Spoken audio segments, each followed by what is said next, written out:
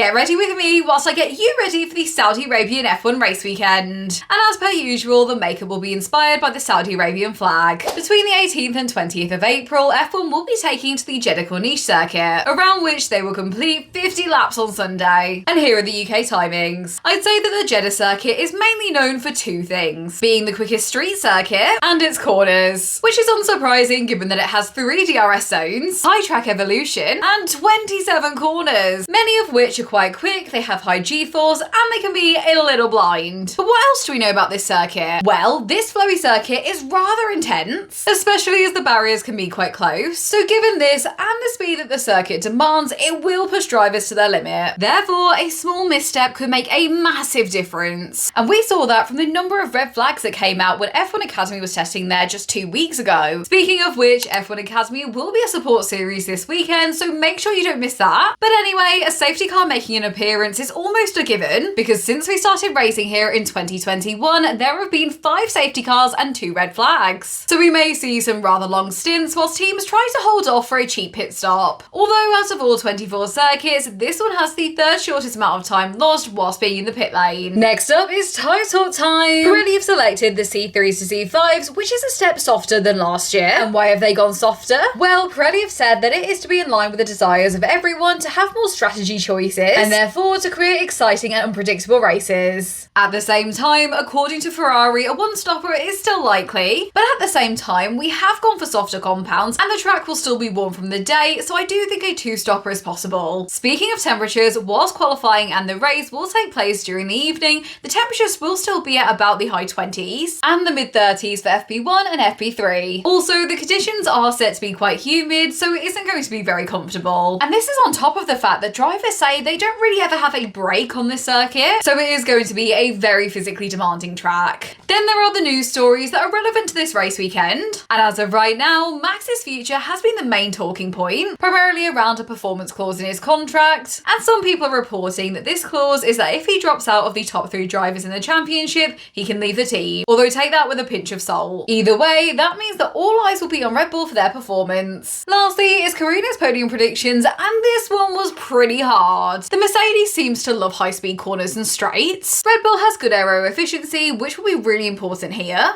And McLaren are the quickest car on the grid. So honestly, your guess is as good as mine.